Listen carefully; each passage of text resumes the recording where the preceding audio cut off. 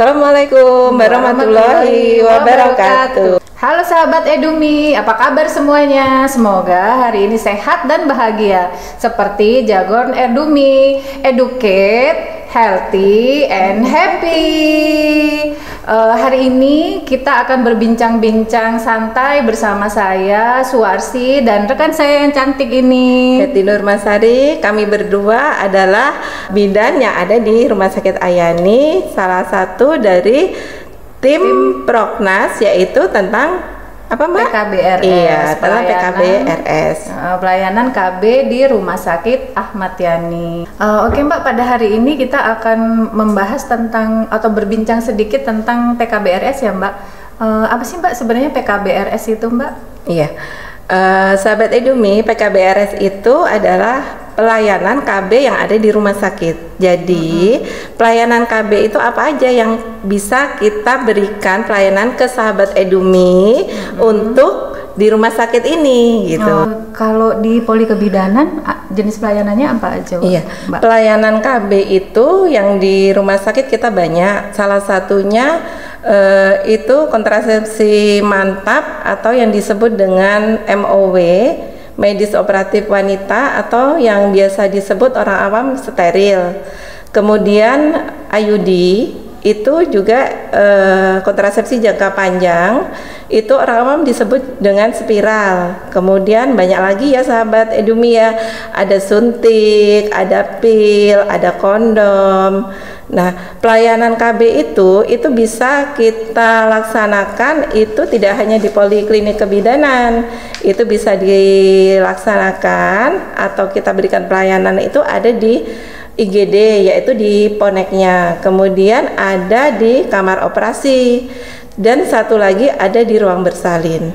Jadi untuk pelayanan KB yang mantap dan pelayanan KB yang jangka panjang seperti IUD itu bisa kita laksanakan saat pasca persalinan, baik persalinan normal ataupun persalinan secara sesar. Ya. Berarti kalau habis melahirkan itu bisa langsung dipasang spiral ya Mbak? Iya, itu namanya dipasang spiral itu KB pasca plasenta. Jadi setelah persalinan plasenta atau ari-ari itu keluar, udah kita bersihkan, kita yakin bersih, lalu kita pasangkan dengan KB IUD itu. Begitu pula dengan pasca sesar. Pasca sesar juga seperti itu. Jadi setelah sesar kemudian plasenta itu dilahirkan, dia dinyatakan bersih, lalu kita pasangkan seperti itu. Kalau misalnya pasien BPJS melahirkan normal atau sesar di sini, mau pasang spiral itu ada biaya tambahan nggak Mbak? Oh tidak, itu kita kita di rumah sakit itu tidak ada biaya sepeser pun. Jadi sahabat Edumi harus mengerti ya, untuk pelayanan KB di rumah sakit itu tidak dibebankan oleh pasien, jadi itu diklaim oleh BPJS. Kecuali nanti mungkin ada sahabat Edumi yang kepengen steril, tapi itu hanya keinginan dari pasien, itu tidak bisa karena itu kan keinginan pasien, bukan dari indikasi begitu. Kalau untuk spiralnya Mbak itu disediakan oleh rumah sakit atau pasiennya beli sendiri Mbak? Untuk alokon atau alat dan obat kontrasepsi itu kita sediakan dari rumah sakit. Kita bekerja sama dengan Dinas PPAPP atau yang dulu disebut dengan Dinas BKKBN. Berarti pasien nggak usah susah-susah cari IUD-nya ya, Iya. Udah tersedia di sini. Iya. Tadi ada IUD atau spiral, suntik, kondom. Kalau implan ada nggak Mbak? Implan ada, implan ada. Cuman kan sekarang ya begini sahabat Edumi, karena masyarakat ini kan belum belum terlalu yakin dan mantep untuk KB yang jangka panjang. Alasannya kan takut nanti kalau pasang IUD nanti jalan lah gitu kan, jalan ke perut, jalan kemana-mana hilang gitu. Padahal kan enggak, kita pasangkan IUD itu kan sudah ada tempatnya, kita udah ada tekniknya loh pemasangan itu, jadi itu tidak akan hilang begitu. Karena dia bilang nanti jalan ke jantung, Iya. ke perut, ke rongga perut, enggak ya? Enggak, sebenarnya itu enggak. Mitos aja. Iya, itu hanya mitos. Kalau ada persyaratan khusus nggak Mbak untuk KB spiral itu? Apa harus misalnya umurnya harus berapa atau harus bagaimana atau semuanya boleh pakai spiral? Iya, kalau pakai spiral itu sebenarnya kita semua KB itu ada indikasi dan ada kontraindikasi. Jadi mungkin begini, kalau KB spiral itu kalau misalkan pasien itu ada riwayat perdarahan sebelumnya, terus atau dia ada tumor atau ada riwayat penyakit yang memang tidak bisa dipasang spiral rahimnya, salah satu misalnya nih bawaan ya, rahim kan sebelum kita pasang itu kita ukur tuh, kita ukur kedalaman rahimnya itu seberapa. Kalau memang kedalaman rahimnya itu tidak memungkinkan, berarti itu tidak bisa dipasang spiral. Jadi begini, dalam program PKBRS ini kita kan memang yang ditekankan KB pasca persalinan atau pasca salin dan KB pasca keguguran. Jadi sebenarnya gini ya sahabat Edumi, untuk kita menentukan memilih KB itu tidak di saat persalinan. Oh, jadi dari kehamilan tuh kita udah harus berangan-angan, berencana. Nanti saya mau KB apa ya setelah melahirkan, gitu ya Mbak? Iya. Jadi selama hamil kan sahabat Edumi tidak semua sahabat Edumi itu kan pemeriksaan kehamilan atau ANC itu ada di rumah sakit. Jadi kan pemeriksaan kehamilannya itu ada di bidan, ya bidan praktek swasta atau di puskesmas gitu. Iya, posyandu. Jadi itu bisa dilakukan edukasi atau konseling. Jadi konseling KB itu diberikan saat kehamilan. Jadi maksudnya di sini agar sahabat Edumi harus tahu nih. Jadi ibu-ibu hamil itu nanti tidak bingung untuk menentukan pilihan waktu saya persalinan. Ternyata saya harus KB apa gitu kan, jadi harus memilih nih, memilih apa sih KB yang cocok buat ya? Karena kalau yang pasang spiral setelah hari-hari lahir atau pasca plasenta tadi itu benar-benar setelah plasenta keluar, kalau memang dia ada spiral langsung dipasang. Kalau udah lewat sekian jam atau sekian menit itu udah nggak bisa lagi. Jadi kalau memang sahabat Edumi berencana untuk pasang spiral setelah melahirkan, ketika persalinan langsung minta sama penolong persalinan untuk dipasangkan spiralnya. Kalau di rumah sakit berarti misalnya operasi sama dokter kandungan, kalau lahir normal sama bu bidan yang nolong gitu ya Mbak. Kira-kira seperti itu. Jadi gini ya Mbak Warsi, untuk pasien yang mau bersalin itu kan biasanya kita edukasi dulu nih. Kita konseling dulu sama pasien dan suami. Jadi nanti mau KB apa setelah persalinan gitu. Jadi kita mantapkan dulu nih. Misalkan, oh iya Bu, saya mau KB nanti habis ini langsung mau KB IUD. Ya udah kita siapkan dulu. Terus nanti kalau misalkan, Bu, saya masih takut lah, saya belum mau KB nih. Nggak apa-apa, itu boleh karena KB pasca salin ini kita laksanakan KB-nya itu dari 0 sampai 42 hari. Oh, pelaksanaannya ya. Jadi nanti kalau misalkan nih habis sesar atau habis melahirkan belum mau KB, terus kontrol ke poliklinik, nanti boleh kita, Bu, saya belum KB, saya mau KB suntik aja, boleh. Atau pasangnya di Polikebidanan boleh, bisa. Misalnya saya melahirkan di ruang bersalin, saya sudah boleh pulang. Pada saat melahirkan saya belum pengen pakai KB waktu itu. Terus ketika kontrol 1 minggu kemudian pengen pakai IUD atau mungkin mau suntik atau mau kondom, itu bisa ke Polikebidanan ya Mbak? Bisa. Tentunya dengan surat kontrol tadi, karena sekarang kan kita era JKN semua ya. Jadi semuanya itu harus ada surat kontrolnya tadi. Nanti kalau misalkan dari ruang kebidanan itu sudah dianjurkan pulang dan kontrol ke Polikebidanan, nanti pasti kita tanya dulu. Ibu kemarin sudah di KB belum ya gitu. Kalau misalkan belum di KB, nanti kita edukasi ulang di poli itu ya. Kita edukasi ulang, nanti kira-kira KB-nya ini dan kita kasih penjelasan. Kalau KB misalnya nih KB Ayudi, kalau Ibu ini tuh nanti KB Ayudi itu begini, kalau KB PIL begini. Tapi sahabat Edumi, kita di sini tidak memaksa ya Mbak ya. Kita tidak memaksa semua pasien itu harus di KB, tidak. Kita jelaskan Bu, sebelum Ibu itu mantap untuk memilih KB apa yang akan dipakai nanti, jadi biasanya kita bekalkan dengan kondom, salah satu alkonnya. Kita bekalkan nanti sementara Ibu pakai ini, kalau sudah selesai masa nifas. Jadi nanti kalau Ibu dan suami sudah mantap, oh saya nanti mau gantilah pakai suntik, ya monggo, itu hak dari pasien dan suaminya gitu. Jadi kita tidak ada paksaan. Kalau misalnya, kalau di poli kebidanan itu Mbak, selain pelayanan kan ada pemasangan spiral, pemasangan implan, suntik, kondom, itu bisa lepas spiral atau lepas implan nggak Mbak di poli itu? Ada pelayanannya nggak Mbak? Iya, kembali ke tadi ya Mbak. Kalau kita ada pasien menginginkan pelayanan pelepasan IUD atau pelepasan implan, kita tidak menolak pasien, pasti kita layanin. Jadi nanti kan ada nih ya, kadang masyarakat awam itu nanti saya dilepasnya dengan yang laki-laki, karena dokter kita kan yang dokter spesialis kebidanan kita kan laki-laki nih, malu lah nanti gini-gini. Enggak, tetap kita nanti edukasi dulu, kita akan coba kita lepas dulu dengan bidannya. Nah, dengan kami yang ada di poli, nanti kalau misalkan kami itu mengalami kesulitan, kami tidak bisa melepas, ya berarti kan itu memang ada tingkat kesulitannya. Kita nanti tetap konsulkan ke dokter spesialisnya. Jadi nanti itu di USG seperti apa gitu.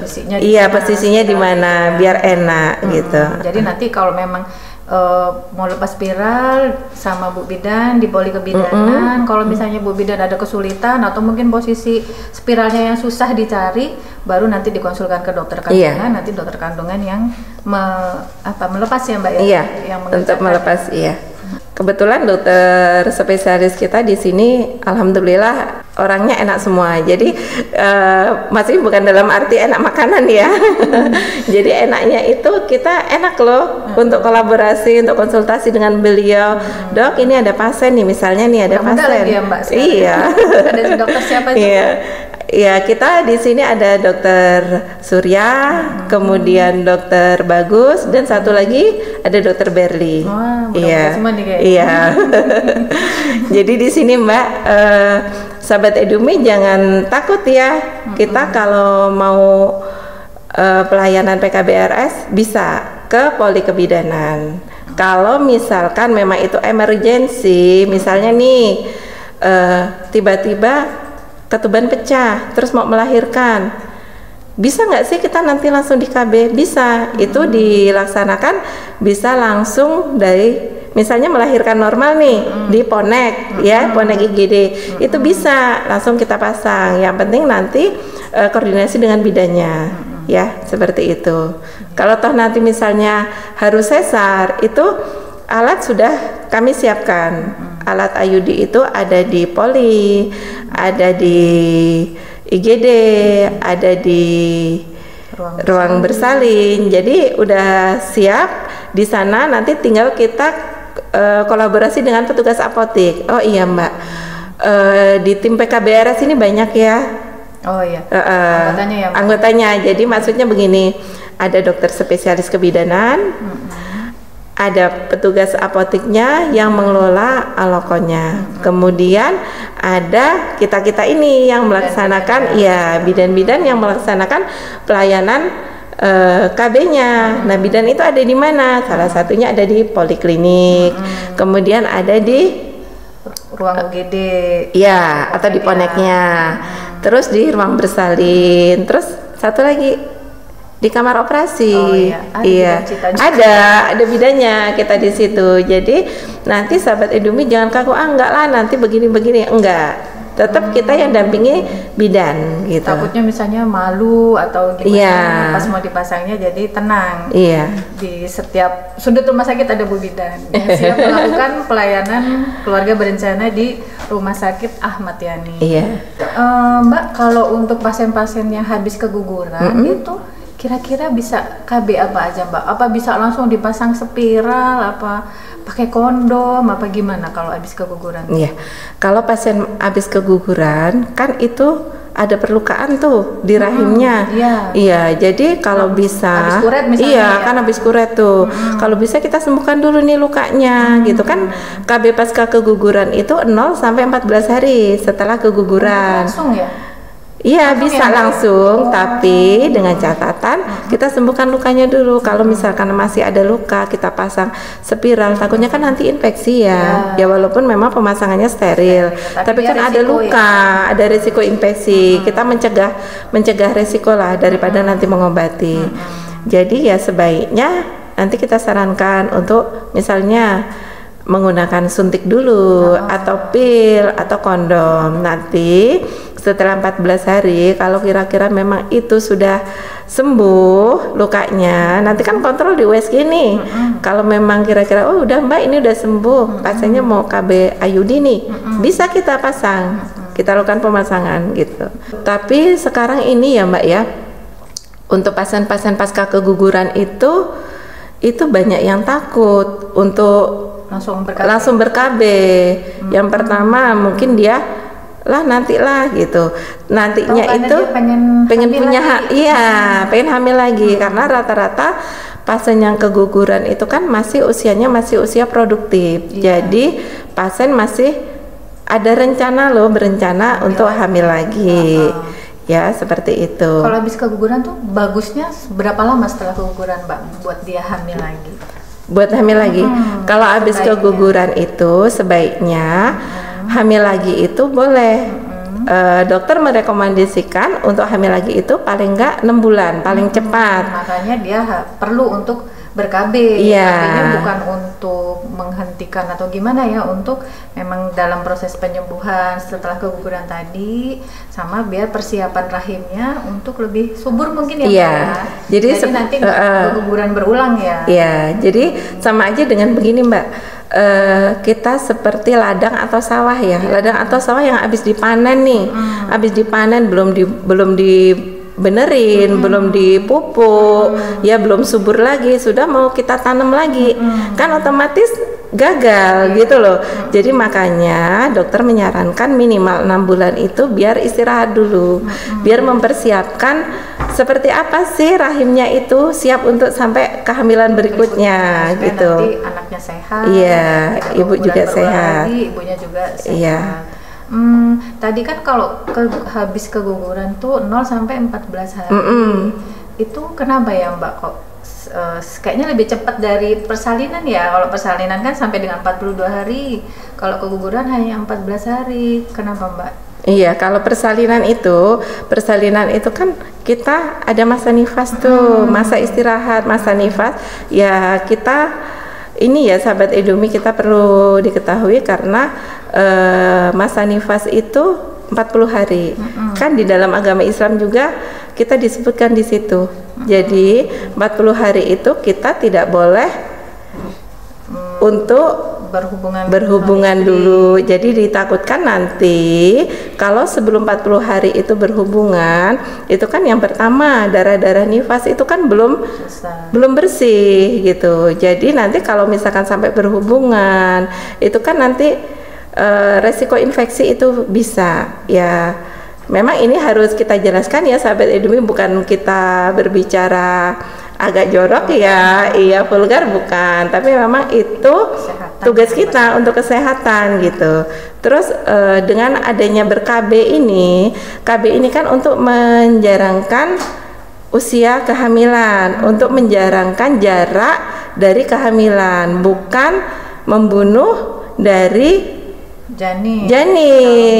Iya, karena kan yang berpendapat begitu ya Mbak. Iya, enggak dulu Mbak, sekarang juga ada. Masih. Jadi iya. Jadi kemarin ini sempat ada saya nemuin pasien ya. Pasiennya ini ibunya mau ber-KB nih, tapi ternyata si bapak, si suaminya ini melarang. Jangan, nanti nggak usah KB sendiri. Padahal anaknya sudah 5. Anaknya sudah 5 tidak boleh KB, kan kasihan. Jadi sudah kita edukasi, kasihan loh Pak. Nanti yang pertama apa? Yang jelas kondisi ibunya. Ibunya belum sehat, sudah harus hamil lagi, sudah harus ngurus bayi lagi. Jadi kan sayang, tidak ada waktu untuk si ibu ini istirahat loh, boro-boro mempercantik diri ya Mbak ya. Jadi untuk istirahat aja nggak bisa, cuma ngurus anak, ngurus suami, kan kasihan gitu. Jadi memang kita dianjurkan untuk ber-KB itu tidak membunuh. Jadi untuk menjarangkan, karena di situ belum terjadi proses kehamilan, belum terjadi proses pembuahan, jadi hanya menghalangi loh antara sel telur, sperma. Jadi sel telur dengan sperma itu dihalangin dulu biar tidak bertemu. Kalau yang kembali ke pasca keguguran tadi Mbak, 0 sampai 14 hari pasien sebaiknya sudah mulai ber-KB. Karena mungkin itu kesuburannya cepat kembali ya kalau yang habis pasca keguguran. Kalau nifas kan dia sampai 42 hari ada darah nifas. Kalau keguguran tuh mungkin berdarahnya nggak terlalu lama ya Mbak. Nggak terlalu lama, itu 5 satu. hari, 3 hari udah selesai ya. Takutnya nanti belum KB udah berhubungan terus hamil lagi gitu. Nanti beresiko ke ibunya. Mungkin begitu ya Mbak. Kalau pasca keguguran itu kan kita bisa ini ya Mbak, bisa lihat namanya keguguran itu kan kehamilannya masih muda tuh. Otomatis kan rahimnya belum besar. Jadi sama aja kayak tadi ladang atau sawah kan yang ditanemin baru sedikit loh, belum banyak. Jadi penyembuhan lukanya itu lebih cepat dibanding dengan pasien yang bersalinan itu. Makanya dia jatuhnya lebih cepat gitu. Iya. Jadi nanti KB-nya itu bukan untuk membunuh ya, tapi untuk mengatur jarak kelahiran, mempersiapkan rahim supaya lebih sehat. Kalau ibu-ibu yang anaknya sudah banyak ya, memberikan kesempatan pada ibu-ibu untuk istirahat ya. Iya, yang jelas untuk istirahat dan untuk merawat badannya. Iya betul. Iya. Cantik ya Mbak Heti. Baik sahabat Edumi, itu tadi obrolan singkat kita ya tentang Proknas PKBRS dan tentang keluarga berencana. Dari yang sudah kita bahas tadi Mbak, kira-kira apa nih pesan yang paling penting untuk sahabat Edumi ketahui atau sahabat Edumi ingat-ingat di rumah? Iya, jadi begini ya sahabat Edumi, pesan yang paling penting dari obrolan kita tadi itu intinya 2 anak lebih baik dan berencana itu keren ya. Jadi intinya seperti itu, sekeren seperti Mbak Warsi ya. Jadi maksudnya begini, 2 anak itu lebih baik, itu maksudnya dengan 2 anak kita bisa mengatur nih, mengatur seperti apa sih nanti perekonomian dari keluarga itu. Terus nanti anak-anak kita mau kita didik mau jadi seperti apa gitu. Yang jelas intinya berencana itu pasti keren dan lebih menyehatkan untuk ibu-ibu ya. Iya, dalam artian dia lebih sehat, lebih cantik tentunya. Iya, itu kerennya seperti itu, keren dalam semua hal ya. Ya, mungkin itu aja ya, cukup ya Mbak Warsi ya. Baik sahabat Edumi semua, terima kasih atas perhatiannya. Semoga nanti kita bisa ketemu lagi kapan-kapan ya Mbak, ngobrol-ngobrol lagi. Insya Allah ya. Kita bisa berbisik ya, bincang-bincang asik ya dengan sahabat Edumi semua. Terima kasih. Assalamualaikum warahmatullahi wabarakatuh. Edumi, educate, healthy and happy. Edumi, educate, healthy and happy.